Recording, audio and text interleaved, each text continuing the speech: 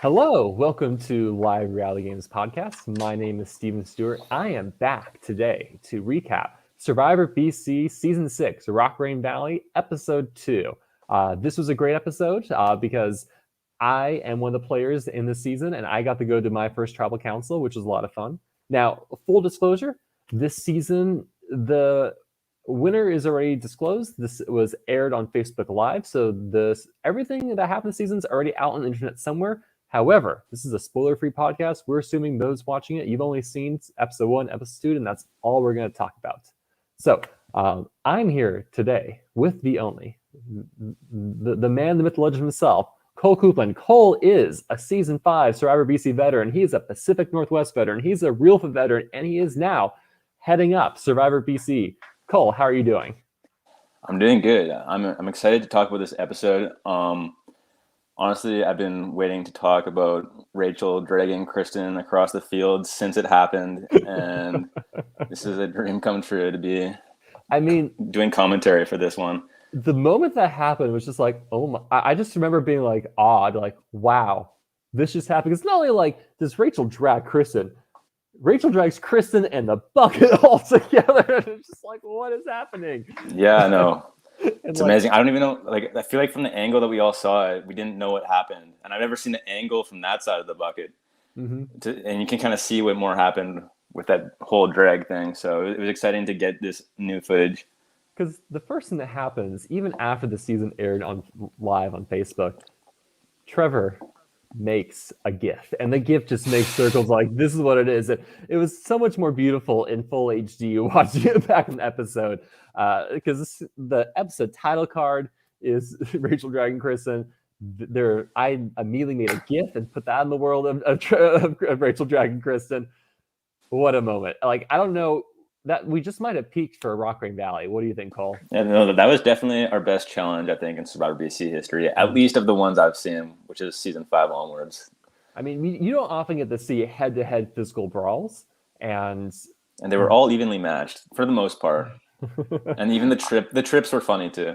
I mean, man, I went against David both those rounds, and like the first round, here's what I'll say: like, I've never touched a life preserver in my life. I expect it to be like foam, soft, and it's hard plastic. No. Yeah, and so I'm grabbing like, oh shoot, and like I didn't realize just how kind of slippery it gets. So it slips out. I'm just like, oh, I lost. And like David takes the point. And the second time I get it, and David works out. I don't, and I'm just like slowly getting dragged across. I'm like, oh gosh, it's a slow death. I'm fighting all I get, but I'm just like, I don't think I'm gonna win this thing. And then my tribe wants me to go a third time against David. I'm like, no. Yeah. That's the definition. We did that one in Season 5 too, and I think it was up against Kirk, who's like 6'8", and I was super scrawny back then too. And those life preservers, they really like dig into your skin. Like, I left a pretty nasty mark on my bicep, and I was definitely had a bruise there for like 2 days afterwards. It's a tough one for sure. Well, we'll talk more about the challenge. We'll get to it soon. But let's start at the top of the episode. We get to see Ula Ula, who are so Kula, come back from the first tribal council, and we get to see a little bit of fallout there. Yeah, no, that was interesting. I think I actually filmed both of the confessionals and like the scenes for this Ula Ula segment. I know I filmed the confessional Liam had where he was wondering where his extra vote came from, and then Stacy told him that Stacy had voted for him and explained it to him, and he was very mad at the time and wanted to try and get her out or exact revenge in some way. Stacy's MO when she plays is transparency. Stacy is always saying, I will let you know who I vote for. I will like do a little signature on my vote so you know who I vote for. She's all about transparency. And if you are the hinky vote, if you're throwing the backup plan of so you don't get idled out, are you transparent about that? Or you just assume that it's eventually going to make it to the person and I should be the one that breaks the story first? Yeah, well, I've heard some things. I don't think they were aired in the episode, but I think the only person she told, from my understanding, is David. Mm-hmm. So I don't know if it would have got back to Aleem anyways, because I'm not sure if David and Aleem had that relationship where he would have said that at that point. So maybe she didn't have to say it, but yeah, I don't think it did that great for the relationship going forward. Mm-hmm. definitely kind of opened up a wound. Yeah, because I remember when Cole and I played Reelfoot season 7 Thick as Thieves together, and Oh yeah. there's a vote where I end up sloughing my vote for Kristen Williams' twin sister, Charity. And I get back to the tribe, and the first thing, I'm sitting next to Nolan and Charity who I just voted for, who didn't go home. And they're like, "Who'd you vote for?" I'm just like, Jake Sparks, the guy got voted out. I just lie. And they're like, "Really?" I'm like, "Uh-huh." And they're just like, "Really?" I'm like, "Uh-huh." I'm like, I am not telling Charity I wrote her name down. I'm sure she was able to figure it out, but I was just like, no. I don't want people to know I wrote their name down, because I just, as soon as that happens, I'm like, this relationship is dead. And me and Charity, I don't think we're ever gonna be on the same side, but I Yeah. was intrigued that Stacy was fully transparent with Aleem, and I definitely, even on the other side, you saw friction between the two of them. Yeah, definitely. I think Stacy's transparency and how she is about it makes it a bit less threatening. Like she's coming across in a very genuine way. Whereas if it was someone else who was like shadier, Mm-hmm. maybe it would be more concerning. But I think you could go either way with it. Mm-hmm. But yeah, I don't think Liam took too well to it, and it definitely opened up a can of worms for future episodes, possibly. Which I'm excited to see. So we don't get to see much of Ula Ula beyond that, and we go straight to the immunity challenge.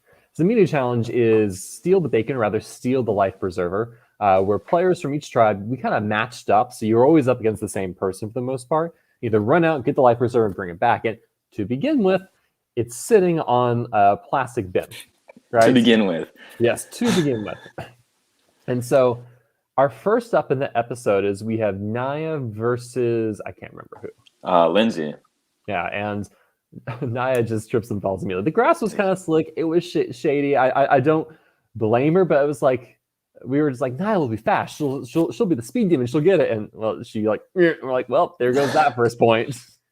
Yeah, no, that was pretty funny, and it definitely wasn't just her, because I guess later on, I think Keegan trips and falls against Liam too. So there's something going on with that grass. Yeah, because the episode edits down, and one thing I maybe wish was that there was a scorecard or something like that, but we went for like 15 rounds. Oh yeah, there were some matches that weren't aired, and actually, Yeah. I think one of the best matches was one of the unaired ones between Rachel and Liam. That was one of the tightest ones, I think, and I think that maybe ended up lasted Aleem the longest. dragging Rachel, didn't it? Aleem did win it eventually, but it was a really tight one for most of it. Yeah. Like it was probably as long as, like, I don't know. It felt like one of the longest ones there. Mm-hmm. Yeah, so I don't blame Matt for cutting it down, because we could have had an hour of just like brutal, man to man, dragging and like wrestling on the ground. But maybe it's okay. We skipped that. Yeah, definitely. So the second round we see, remind me, because you took notes. Thankfully, Kristen versus Rachel. So that's the big one. The one true matchup. And as we said, they both got a life preserver, and Rachel just drags Kristen and the bucket and life preserver all the way to the end. And yeah. I love that Rachel posted a motivational message on Facebook this morning saying of something that like, scene. hope you power through this day, or something like that. And Kristen has told me that was solely responsible for her working out and putting on muscle mass. She's like, never again am I going to be dragged in a steal the bacon challenge ever. Yeah, no, I heard that. It would be interesting to see a rematch. I don't think this is spoilers, but this will have an impact in the season, because I think it hurts Kristen's ankle as a result of it. Yeah, I think it's her knee, actually. It's her knee, yeah. So Kristen's knee gets hurt as a result of this, and this will end up being an important factor for this season, is this lingering injury. Yeah, definitely something to be aware of for the future. Well, I mean, so spoilers for season 8 that happened this past summer, but it opens with steal the bacon but for players' luggage, and Jamie LaFrance just takes down Austin. And you're just like, oh, and then like, Austin's a good sport, but he was apparently in some back pain for the rest of the season. So he was totally messed up with his back. He needed like chiropractor like stuff to fix it, or I don't even know what happened. He had like physio. We don't mess around. We're gonna put your life on the line. Yeah, we need a Jamie versus Kristen matchup. Wow, I hope Kristen has speed. Yeah. So walk me through the third match. So the third match was actually you versus David. As mentioned, I think this is before the advantage is put out there, though. This is the first round before the advantage. I will say, I think this challenge radically changed once you got rid of the bin. Because for the most part, the bin's can be a stumbling block. So if you can like get it first, then you can just probably go home because the person needs to jump over or run around. It's an obstacle, right? But without it, it's very hard to take it and be able to run with it. And so I think in that first one, we get to the kind of the same time and we wrestle and he just gets it from me. And takes the points. And I was like, oh, shoot. I'm in trouble. Yeah. No, I would not do good against David. I would like to say I would have a shot against a lot of the rest of their tribe, but David, oh, man, I don't think anyone's beating David in that challenge. Yeah, definitely. He's got the agility and the strength. Mm-hmm. He's definitely very hard to beat.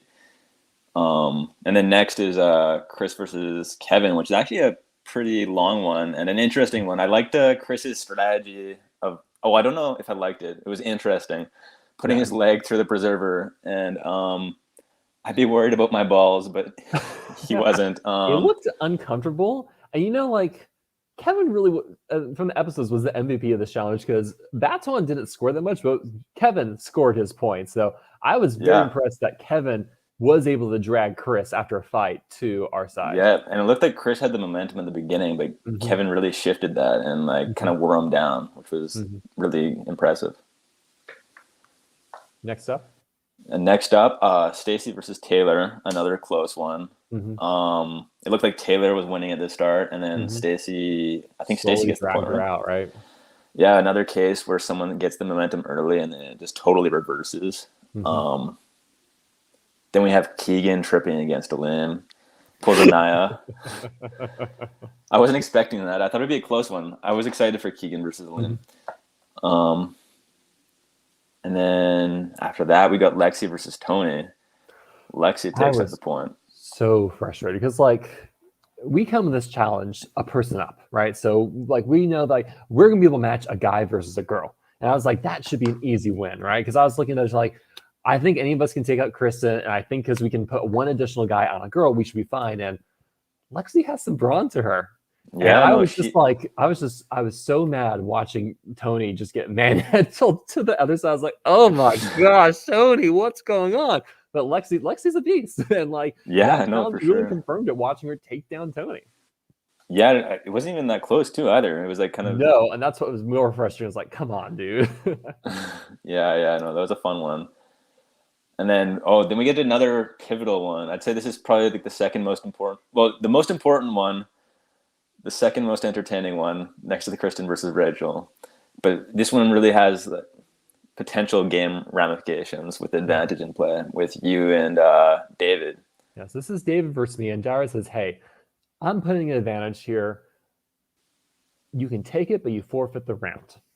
And so in my mind, I'm just like, look, we're below. I think it was like, let's say 6-3 or something like that. Like we're kind of getting beat up by the tribe. This like, I feel the need to go score a point for my tribe. It's like, this has to happen. I need to do my best. And so I really took the advantage off the table in my mind. And maybe that wasn't the best thing to do, but I was like, let's just go for it. And so I get the life preserver first, but then David gets me. And that's where I'm like, I need the bucket there. Because if there's a bucket there, I think I can just get to the end, no problem. But I get it. I was able to snatch it, but David snatches me and he kind of wrestles me to the ground. And I just remember like claws in the earth, just slowly getting drugged back. Like, oh, this is not ending well. And I was like, I'm just losing ground. And David mishears Jara and thinks that you can just get the advantage too. So David goes to the advantage because he basically drags me. Yeah, he wants both to the of them. advantage, grabs the advantage. I was like, that's the point. And David's like, what? And Jara's like, yeah, no, you forfeit the round. And David just wasn't expecting it. And I was like, yeah, I get a point. Yeah, I think he might have been the only person who heard it properly too. Because you immediately said, "Oh, we win the point," right? Yeah, I knew what he was doing. I was like, if he wants it, he can have it. Yeah. I think we need this point to have a shot in this challenge. But in this episode, we don't get the true score, but that one gets really shut out in this challenge. And frankly, I should have been greedy and just like, YOLO, I want the advantage. Let's be that person. But I think just at the time, I was trying to play a quieter game, trying to feel things out. We hadn't gone to tribal council yet. I'm just like, no, I need to be a team player. I need to focus on that. And so I was like, I was happy with David taking advantage of losing the point. Yeah, no, that was an exciting one. Oh, I just see a comment on the stream. Comment. So basically, Steven blames no bucket for not being as good. So in reality, I took Steven down since I took the bucket. Nah. So Kristen, through the butterfly effect, did score many points for her team. She might have sacrificed her knee, but it was worth it? Maybe. Game changer. Game changer, fan favorite, Kristen Williams. Here we go. Yeah. I will get back a bit to the whole David getting the advantage thing too afterwards, since he's got a confessional, but I don't really want to talk about it until we get there. I guess Lindsay versus Kevin's next. I actually didn't write down who won this one. I thought Kevin won that one too. That's what I was so impressed with Kevin. I was like, oh my gosh, Kevin is like the only person converting points for Batohan. And Kevin, like me, is this tall, skinny dude. And like after I got manhandled with David, I was like, oh, there's no way Kevin does. But Kevin does it. And I was just like, dude. And Lindsay's really athletic too. Like I don't know who I'd put my money on if I didn't know who actually won. And then, I think that's actually it. And so we conclude, we learn that Ula Ula is one with our Mula Mula and whatever the rest of the chant is. And Batohan, the game begins. Really, it was what happens here because they're going to tribal council. Yeah, and before they go to tribal council, David has a confessional where I'm actually filming the confessional because I was really excited when he got that advantage. I'm like, oh, he totally did this on purpose. He pretended like he didn't hear the rules so he could grab the advantage and make it seem to his tribe like he didn't lose them a point. So I'm like, wow, this is genius. And everyone in his tribe didn't hear it either. So they just automatically assume that he didn't hear the rules. But no, I talked to him afterwards in the confessional and he says, no, it was actually an accident. I didn't hear the rules. I won both.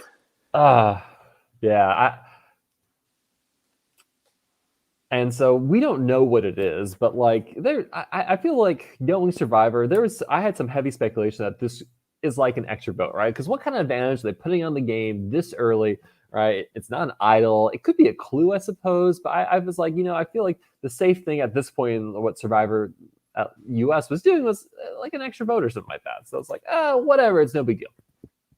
Yeah. I think that's it from David's confessional, and then it's like straight to Babahan, right? Yeah. So we go back to Babahan, and I can't speak for the other players, but I at this point had not done any heavy strategizing. So we get back to camp, and there's kind of like you can kind of see the cameraman's like, oh, what do we do now? Who kind of breaks the ice? We don't have a Chris Lord in our tribe who says, let's just do it like this. This is how we get the game going, right? It's a little bit more awkward and kind of figure out how we're going to break off into groups and start strategizing. Yeah, that's my favorite moment of every single season, I think. Well, maybe not my favorite moment, but it's up there. When everyone finally realizes, okay, the game has started. Yeah. People start walking off, and that's when the fun begins. Time to start plotting against everyone's downfall. Yeah, and I don't think it's mentioned in the episodes, but there's also Rockrain coins out there, right? Yeah, so that's that you guys are hunting for. Yeah, so kind of every now and then new coins would appear in the woods. So there was incentive to go and to scavenge to try to get coins, to buy stuff for your tribe or hoard the coins. So that definitely was an incentive in place as well to help get you out of the camp. But like that had been, for me, that had been just kind of some light one-on-one strategizing. Like I'd kind of talk with Rachel and Lori, and I was feeling good about those two players, but I hadn't had anything really substantial with anyone else. Right. And then I think they show Keegan walking back with Lori and Rachel, and he's talking about having made some sort of three or how us three should stick together for the tribal. But I don't think it sounds like anything solid at that point. I struggled to hear the audio, but yeah, you kind of, I think when we were in walking back, you kind of see some initial strategies, but I don't think much weight came on that from the episode. Yeah. Oh, and I also made a comment. I thought, like I've said this during the season, but I think Batohan had the best tribe flag out of anyone I've seen. It was really good. I'm trying to remember who made it exactly. I think Naya worked on it. I don't know. I was impressed by it. Yeah, it was good. It was like a piece of art. So I was blown away with that again. I didn't touch it. If I had touched it, it would not have been an artwork. Yeah. No, same here. I can't do anything like that. And then it looks like, oh yeah, so Keegan asks Kevin for a name. Kevin kind of gives like a wishy-washy answer and says, I don't know, nobody. Keegan suggests Tony, I believe, to Kevin. Yeah, so we get some long extended conversations of Keegan being off the woods, talking kind of in pairs, which explains why I couldn't find him at all that round. But we get this interesting conversation where Keegan and Kevin know of each other. They had played in Survivor Pacific Northwest, Fans vs. Oh, Favorites, right. the They season mentioned that. you compete on as well. Now they were Yeah. on different tribes, and Kevin was the first boot, but they're kind of familiar with each other. So that's why you kind of see this discussion is like, hey, great to finally meet you and talk to you. Like let's make something happen, right? So you kind of have this soft connection between the two in place. And I think like Tony's name is kind of softballed out there, but it doesn't feel like there's much substantive, like who do we want to target? But there's from some very interesting information sharing, mainly about me and Rachel. I got I didn't catch that part. What did they say about you I guys? got a lot of second person content. So they're like, hey, like I think Taylor had talked to Keegan that Kevin Evans would like the world to know that Cole is responsible for voting out Kevin first. So all the world's ills lay at Cole's feet. I got the other vote. It looked like I was going to get 3 or 4 to. It was a close one, but yeah. I don't think. I think. I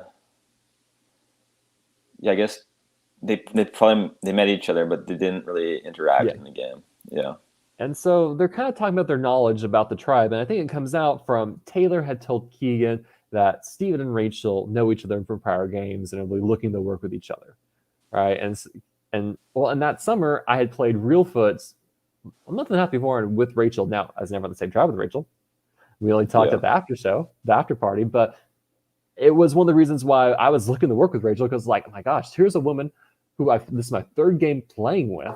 I played 2018 Survival Challenge, never the same tribe. 2019 Real Foot, never the same tribe. Finally, 2019 Survivor BC, like, I want to give it a shot. This is Rachel. I've seen her. I compete against her. I've never played with her. I want to give it a shot. So I was really keen on this, and I think I was really transparent. And then people were like, they know each other. That's why it's gonna happen. That's that. So there's something there. And that was, I think there was discussion about that. Like, hey, there's a pre-existing connection there. And even if it's not true, like being a new player in any live game, you really have to, if you hear anything like that, you really have to kind of assume the worst and that they're best friends. Mm-hmm. Because if you don't assume the worst, like you could have been best friends with Rachel. Yeah. And it could have gone really wrong for some of these people. So I think even though it wasn't a correct read on the situation, well, you did want to work with her. Enough that I did want to work with her, and I was very excited to have the opportunity to work with her. Yeah. And I think I was playing very transparent in that sense, that I was very clear that Rachel was high in like person I want to work with order. But I think given the rumors and the Real Food experience at each other, like maybe that was probably a little bit more dangerous for my game than I knew. Yeah, and I feel like in general, like even if you played a live game with someone in the past and you didn't have the best relationship or you had a neutral relationship with someone, I'd rather work with the devil I know than the devil I don't. Which I feel like people in the past who have played with each other might gravitate each other.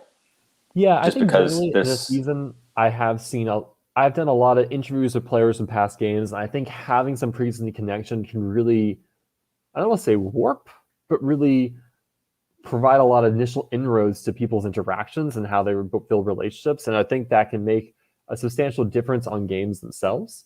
So like, for instance, like if I don't know Rachel, like what do I do in that tribe? Maybe I'm like really hitting it off with Kevin instead and going all in with Kevin. And then like, maybe now I'm in trouble if like Kevin and I are a threesome and like it's against the remaining 5. It's like, oh shoot, like our alliance isn't going anywhere. I don't know. Right. No, that makes sense. And then Tony appears. A wild Tony. Tony comes in. I didn't actually write down what he said, but it sounded like he was just like asking around for what type of name was going around. Yeah, I think Tony wouldn't dispute this. I think Tony generally looks to play a very loyal game and a very straightforward game. I think Tony at this point is figuring out who his people is that he wants to roll with. And so Tony, I think, is looking to form this alliance at this point. And Keegan ends up being part of that So he's like, hey, what's the name? And this is smart because Tony is one of those names that's getting bandied around at this point. As you know, Cole, do you know about Survivor sleeping arrangements? In what way? So I've read about, and I kind of feel this in Survivor 2, you can kind of get a lot of intel of a tribe based off where people sleep and how people sleep, like who's sleeping next to each other, right? Because like alliances will stick close and sleep near each other. And I think there's some truth to this. And I believe that too. That first night, we have this giant tarp. We're on the grass. We're on the tarp together. Tony is not on the tarp. He's like elsewhere, like not far away, but he's not on the tarp. He's a little bit apart. I'm just like, oh, how nice. He's ostracizing himself for us. I feel like Tony's making himself an easy target in this manner. But Tony, I think it's Kevin mentioned in the episode, but Tony actually does a fair amount of work to remove that stigma and to really kind of integrate himself into some alliances. Yeah, no, I really buy into that whole sleeping arrangement thing. I'm looking back on like season 5 of BC, and like I incidentally ended up next to like Nolan, Sam, and Amos, and they were like my 3 closest allies on the tribe. And I never thought about that, but maybe there's something to it. So we see that. Then who do we see next? Do we go to Taylor at that point, or we see more Keegan? It says Kevin and Nia talk. I think so. Nia, a lot of the strategy is happening in the woods in our tribe, right? Because we have this nice grassy area, but the problem is everyone can see you, everyone can kind of hear you. It's not good for strategy. So the strategy is you kind of go off into the woods and pairs or stuff like that and figure things out. Yeah. We kind of have 2 trails in our tribe. One kind of more open trail, one more like narrow, windy trail. And Nia spent the entire round sitting on the tarp in the center. And it made it difficult to strategize with her and made it easy to target her because she was just there and not doing anything. Like if you came to her, you could talk to her, but she wasn't seeking anyone out.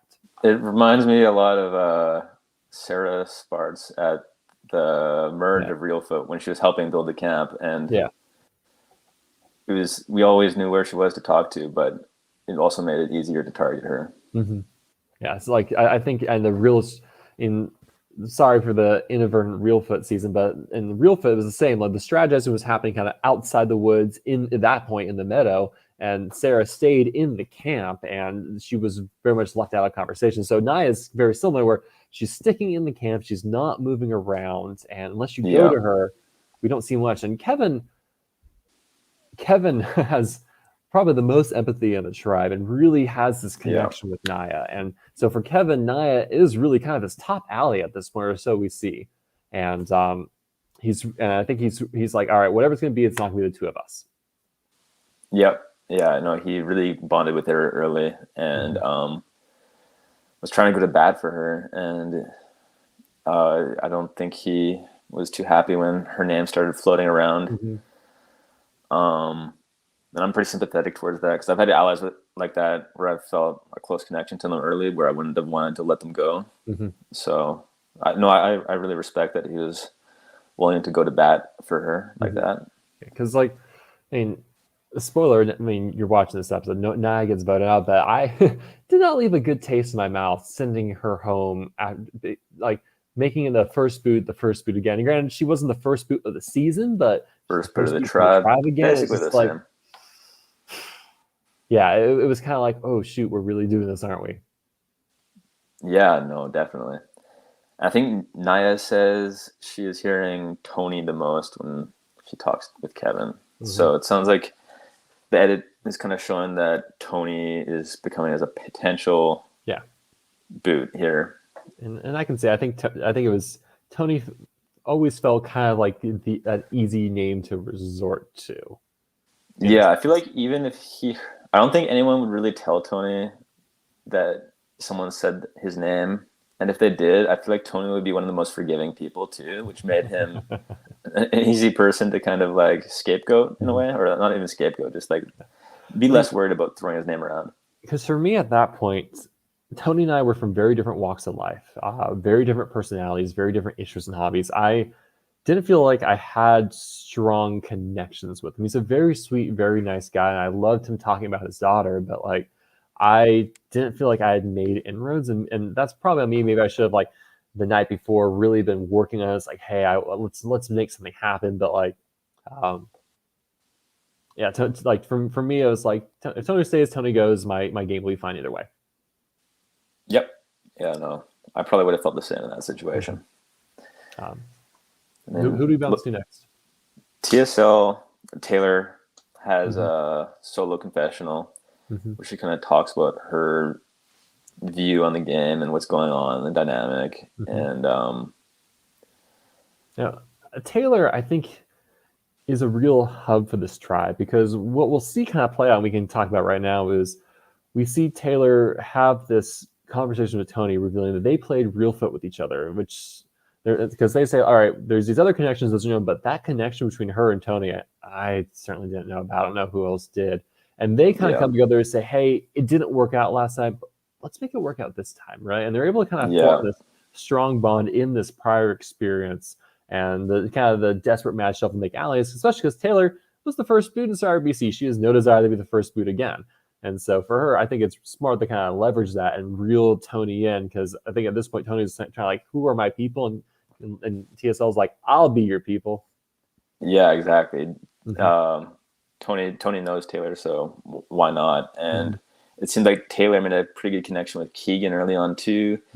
So I started like kind of viewing Taylor, Keegan, and Tony as like a three near the end of this episode. And I believe you said that you felt that you, Rachel, and Lori were like a three. Yeah. I kind of left Kevin and Nia in the middle. Yeah. So I'm struggling to remember how the strategizing goes through this episode. But I think one of the very first things that happens is we go off in the woods, and it ends up being Lori, Rachel, and me talking. And this is where we kind of submit like, hey, we feel good about this threesome. Let's try to make this work. And we're just kind of like, okay, whose name do we push?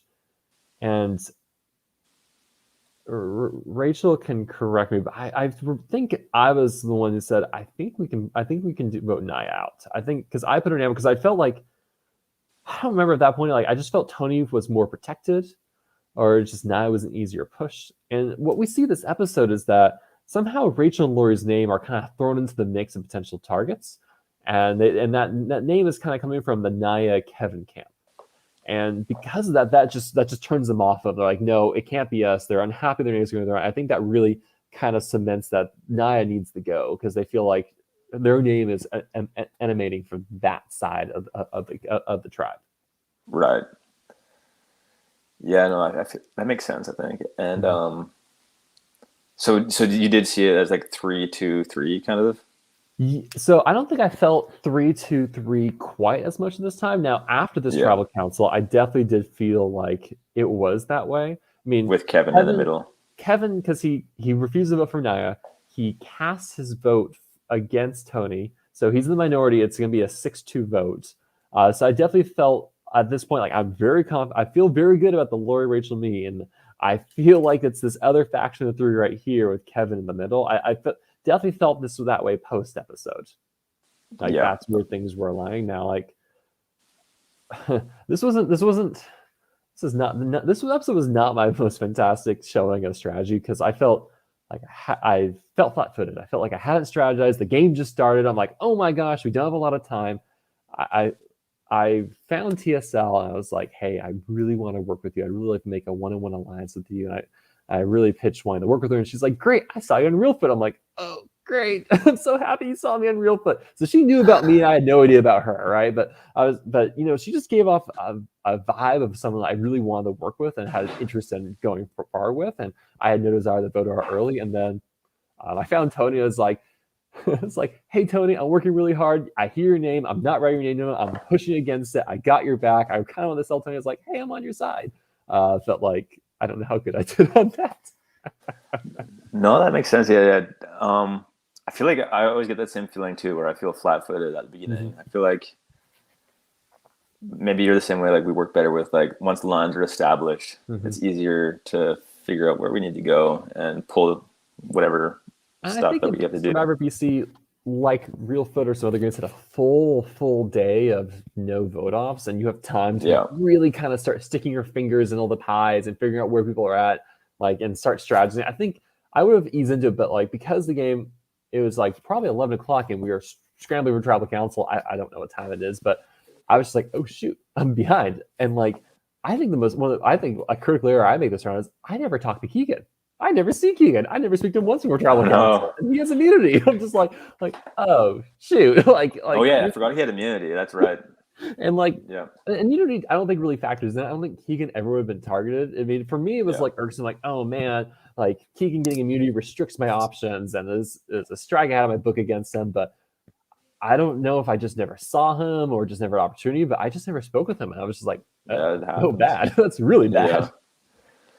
Yeah. In my one game I played with Keegan, I don't think I talked with him much until later in the game. So I don't know. I feel like some people you just don't talk to early on. It's not even because you don't like them. It's just because of the circumstance or who happens to be where. Circumstance, time. Yeah, do you know how long we had to strategize?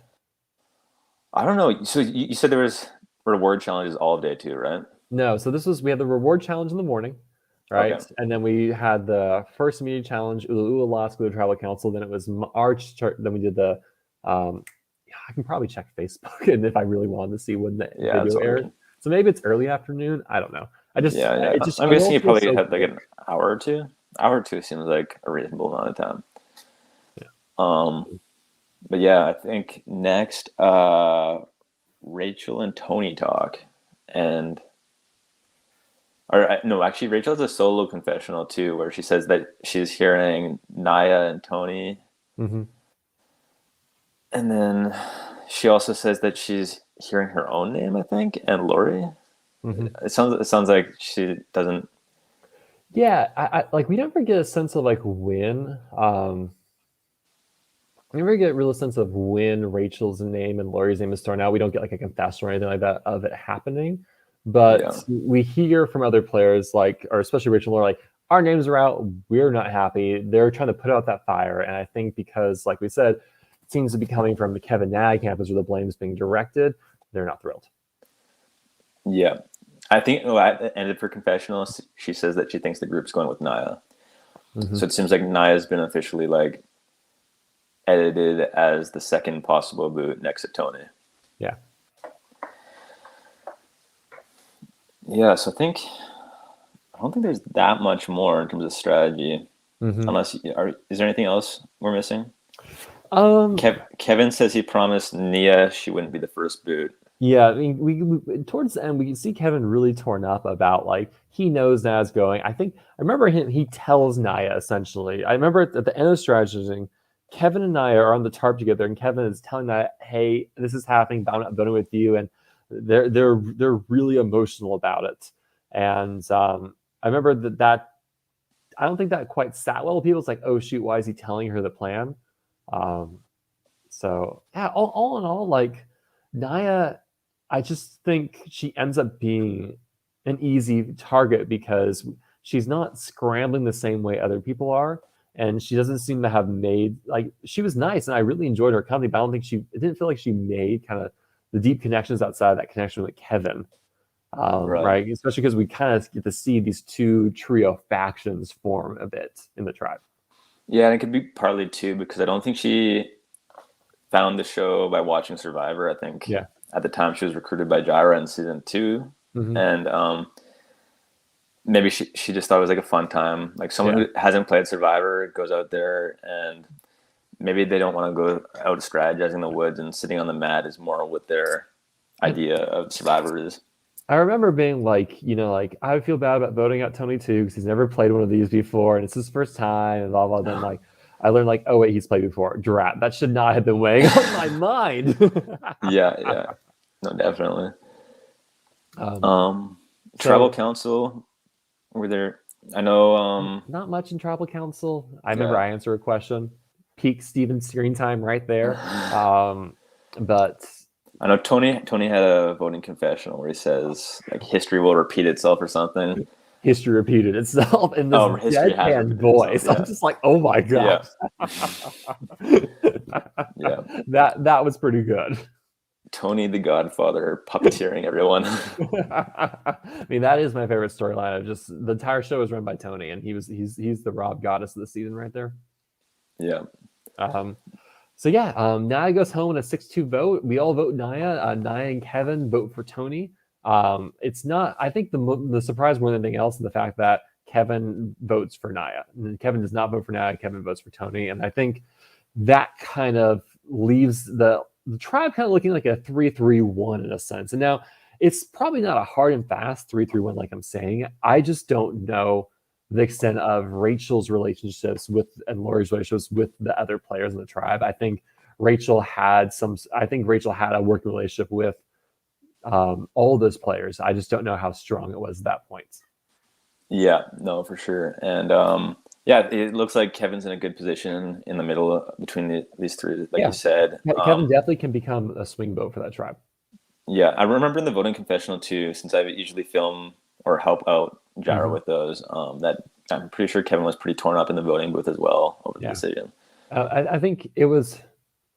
I respect Kevin a lot for that because it's hard to. Survivor's a game that's about not being nice, right? We trample people's hearts, we break people's dreams, we vote them out of this game they love, and Kevin was the only person that refused to do that to Naya.